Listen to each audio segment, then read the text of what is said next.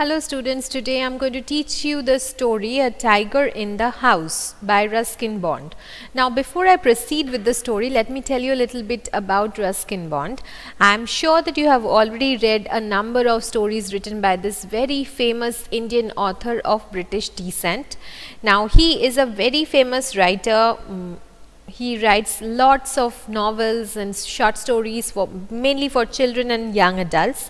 He was awarded the Sahitya Akademi Award in 1992 for Our Trees Still Grow in Dehra, and he was also awarded the Padma Shri as well as the Padma Bhushan in 2014. Okay, now about his style, let me tell you a little bit about how he writes.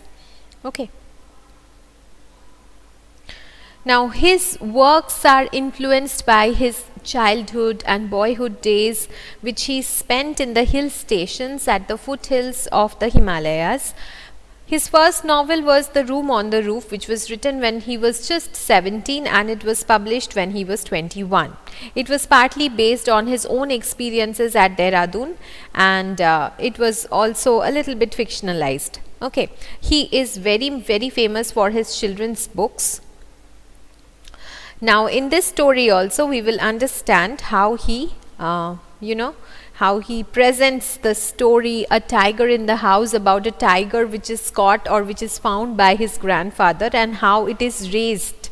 Okay, so this also is a very wonderful story. So let us begin.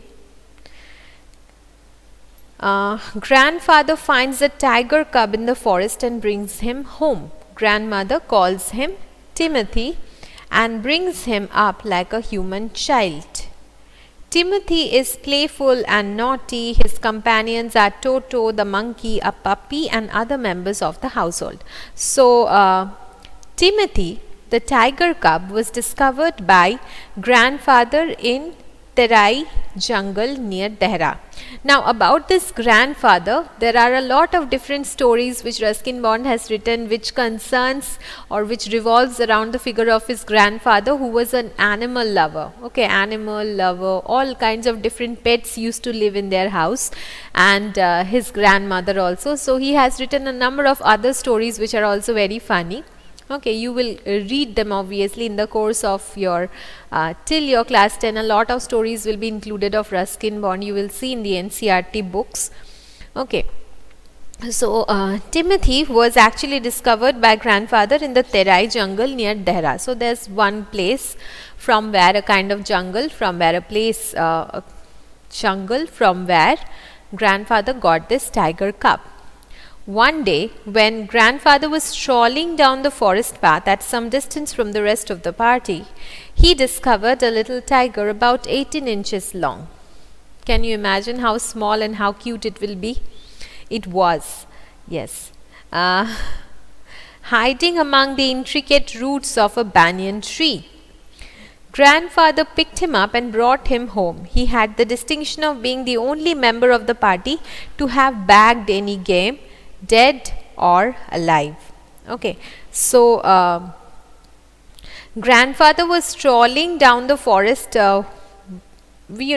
Strolling means to leisurely walk without any hurry, just walking. And he was walking a little bit away from the rest of the party, hunting party, which was going with him.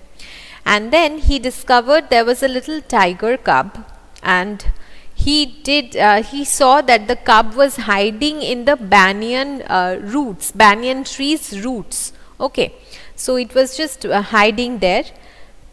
Grandfather very cutely, slowly picked him up and then he brought him home. He had the distinction of being the only member of the party to have bagged any game, dead or alive. That means the whole party or the hunting party which had gone, okay, none of them got this opportunity to get any game. Means any kind of hunting animal, any kind of animal or bird for whom the hunting party goes. Okay, so in the party which was led by grandfather, probably no other members got any kind of animals or birds, only grandfather got it, and so he had the distinction of getting any game, dead or alive. So he had got the game from the hunting party, but it was not like a game for him.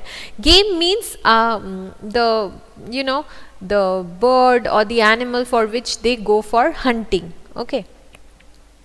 At first, the tiger cub, who was named Timothy by grandmother, was brought up entirely on milk, because it was like a baby tiger cub, and so it could only feed on milk given to him in a feeding bottle by our cook Mahmoud. But the milk proved too rich for him, and he was put on a diet of raw mutton and cod liver oil, to be followed later by a more tempting diet of pigeons and rabbits. Okay, so when he was having the milk, when he had been drinking milk for a while, after that it was not enough for him, or maybe the diet was not proper for him, and so his diet was changed and he was given mutton and cod liver oil. Okay. And then later, when he grew up a little bit, he was given pigeons and rabbits. Maybe he would kill them and eat them, or maybe dead pigeons and dead rabbits were given to him, because we all know that tiger is a carnivorous animal, right?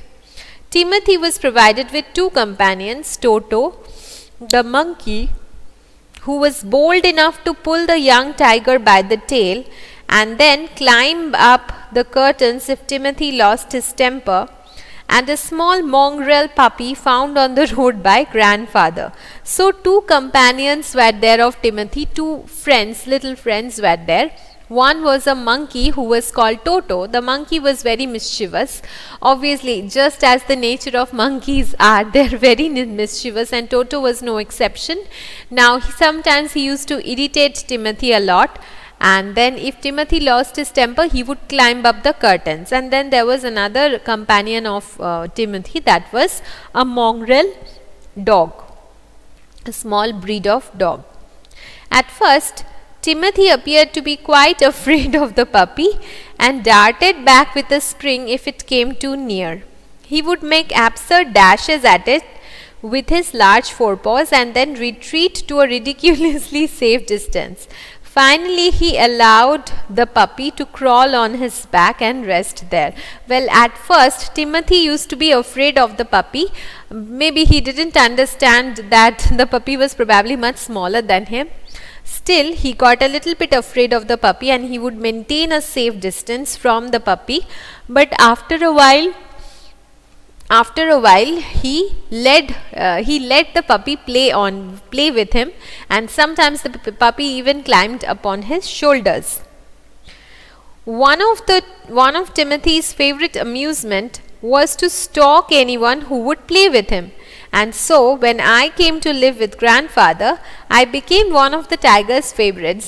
So, one of the favorite time passes, or the way in which Timothy passed his time, was to stalk anyone. Stalk anyone means to follow anyone who would play with him. So, maybe the author Ruskin Bond used to play with him sometimes, and so Timothy would follow him here and there. I became one of the tiger's favorites.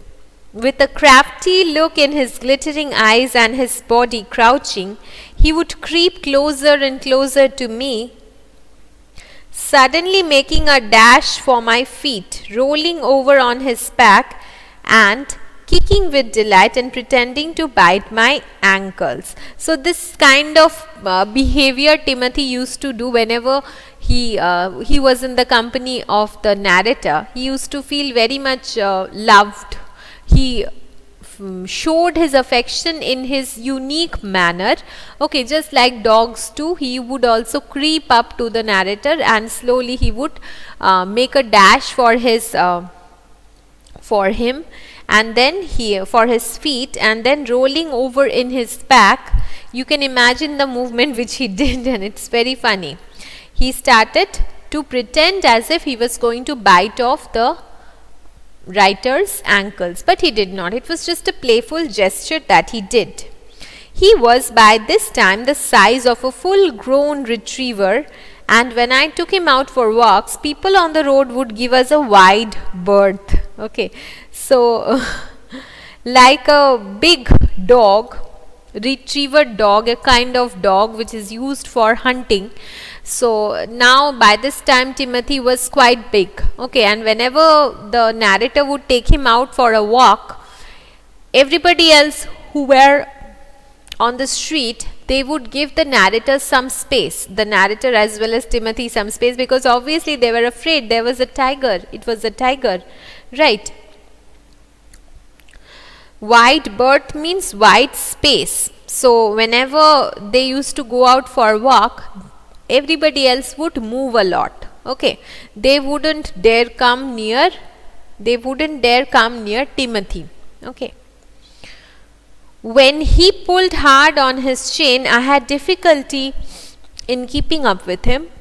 His favorite place in the house was the drawing room, and he would make himself comfortable on the long sofa, reclining there with great dignity and snarling at anybody who tried to get him off. Okay. So, he had a lot of force in him, he had a lot of power. So if he pulled hard on his chain as he was being walked by the narrator, it was difficult for the narrator to keep the control of the string, okay.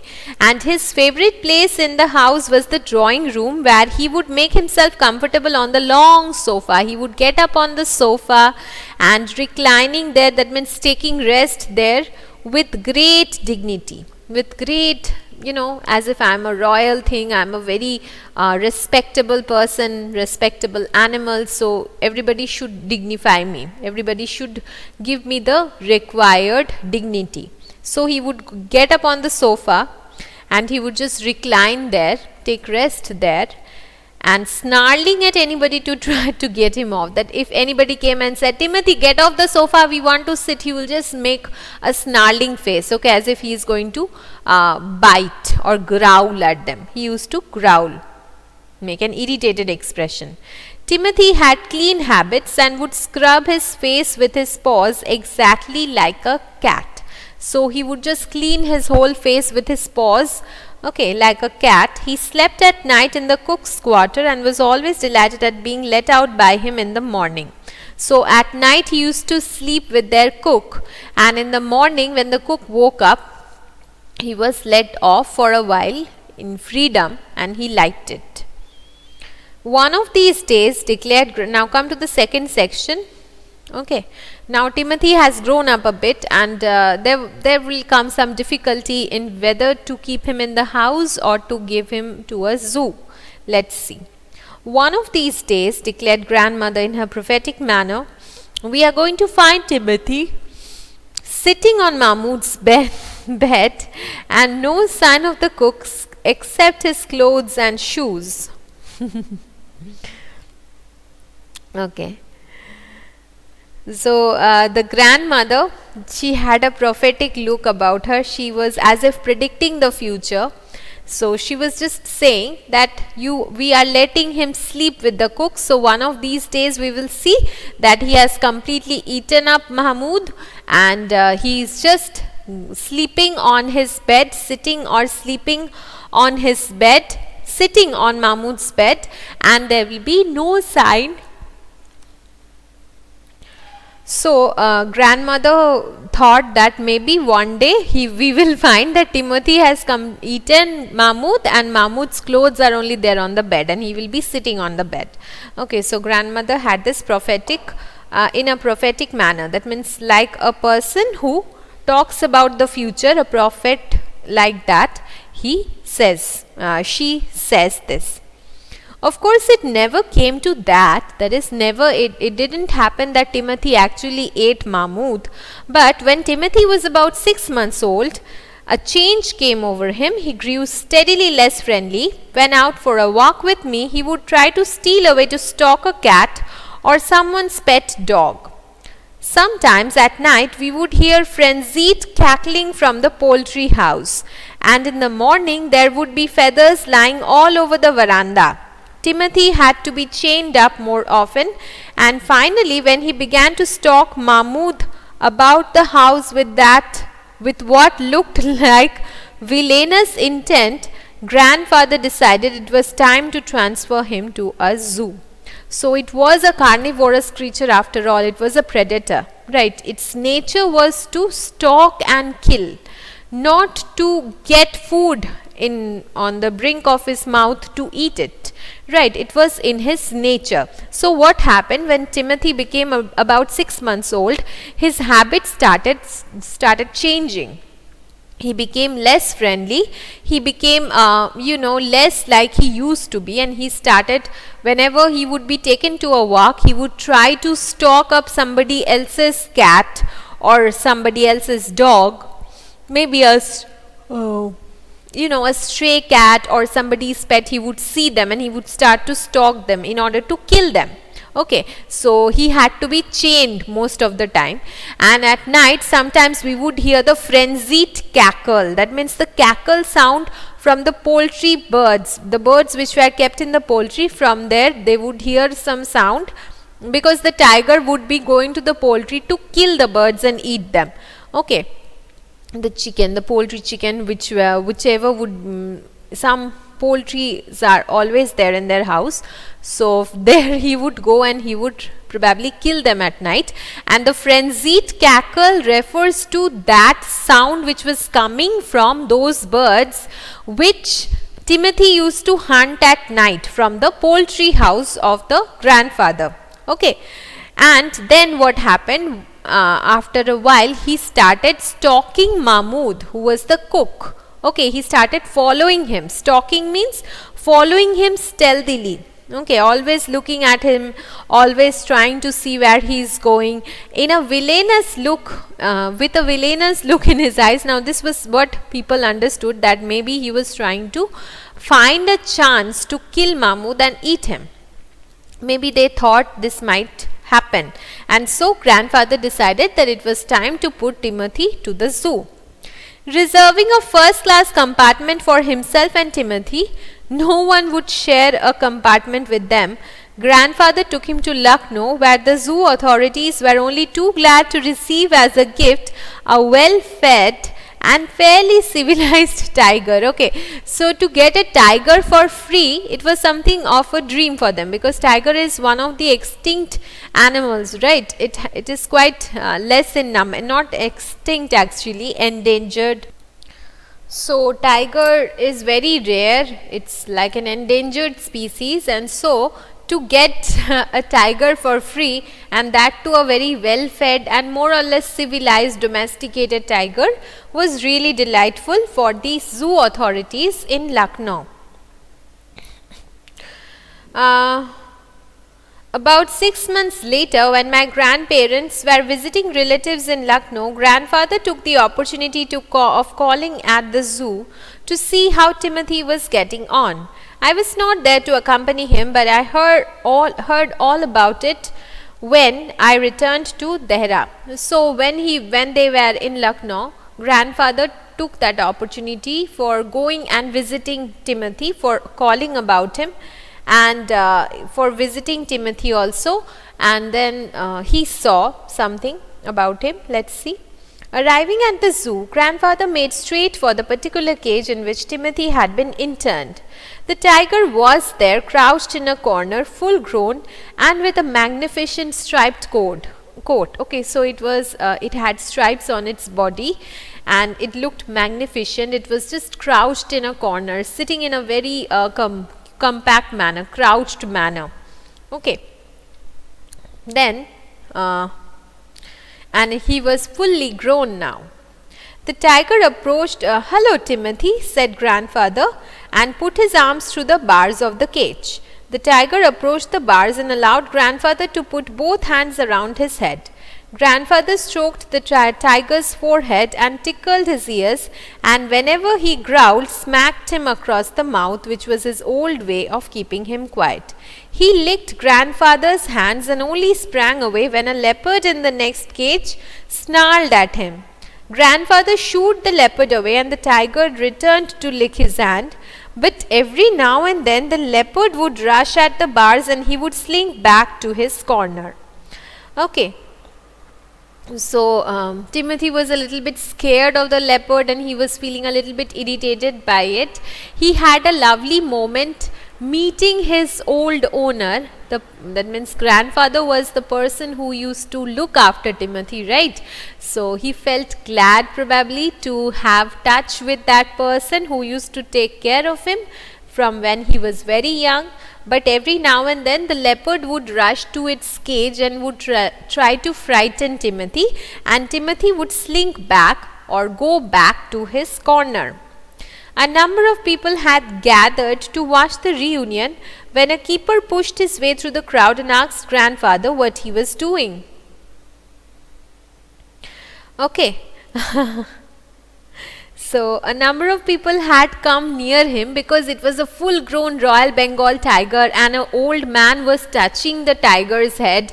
He was petting him and the tiger was licking his arm. This was like a very beautiful moment for everybody to see, right? So everybody was gathered around them, and then the keeper of the zoo came near grandfather and he said, "What are you doing to the tiger? He might harm you." Maybe in that way he was saying, but grandfather told him that, "Weren't you here when I gave him to the zoo 6 months ago? I'm simply talking to Timothy." "I haven't been here very long," said the surprised keeper. "Please continue your conversation, but I have never been able to touch him myself. He is always very bad tempered." So Timothy is always very bad tempered, and I haven't ever got a chance to pet him. Okay. "Why don't you put him somewhere else?" suggested grandfather. "That leopard keeps frightening him. I'll go and see the superintendent about it." Grandfather went in search of the superintendent but found that he had gone home early, and so after wandering about the zoo for a little while, he returned to Timothy's cage to say goodbye. It was beginning to get dark. He had been stroking and slapping Timothy for about 5 minutes when he found another keeper observing him with some alarm. Grandfather, with some alarm means with a little bit of caution. Okay, that is, why is the man doing that in that manner? He was a little bit alarmed by it.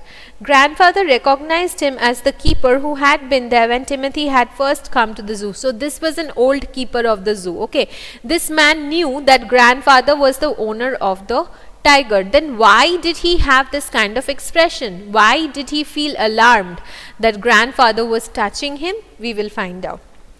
"You remember me. Now why don't you transfer Timothy to another cage away from this stupid leopard? So why don't you transfer Timothy away from this stupid leopard? Why have you kept him here?" "I know, but sir," stammered the keeper, "it is not your tiger." So this was not actually Timothy, okay, but grandfather didn't have an idea about that. He was just petting a unknown and strange tiger. So this man told him in a stammered manner that this is not your tiger. I know. I realize he is no longer mine, but you might at least take a suggestion or two from me." "I remember your tiger very well," said the keeper. "He died 2 months ago." "Died?" "Yes, sir, of pneumonia. This tiger was trapped in the hills only last month, and he is very dangerous."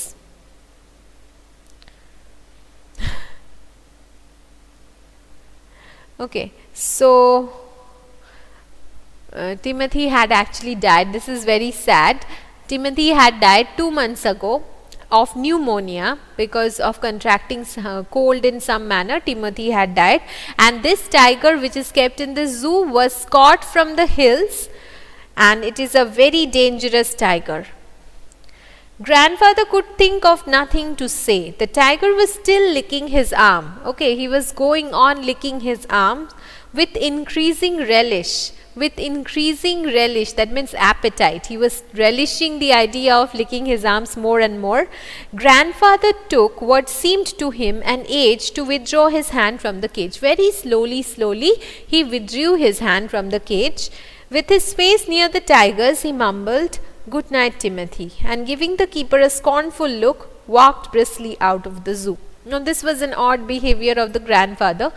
Though it was not Timothy, he treated him or talked to him like a Timothy, because he had called him by Timothy and he had responded. He had sort of formed in a very short time a kind of bond, or he tried to reconnect with his old pet, but it was not possible, because the practical truth was that Timothy was no more. And so grandfather was angry, and so he looked at the keeper in a scornful manner, and even though he knew that this tiger was not Timothy, he addressed to him as Timothy, maybe in showing some kind of union, showing some kind of respect for their little friendly moments that he had passed with him, and maybe because he appeared to him as Timothy did. Okay, so here we come to an end of a very small but very good story about a tiger and how it was befriended by an old man, how it was trained, then it had to be put in the zoo because its behavior was becoming too wild for being kept in a house. And then we also find that the owner of the tiger comes back to look for him, but then by that time the tiger had already died. Okay, so this is all about a tiger in the house. If you have any difficulties, we'll be discussing this chapter once again in the class. Thank you, students.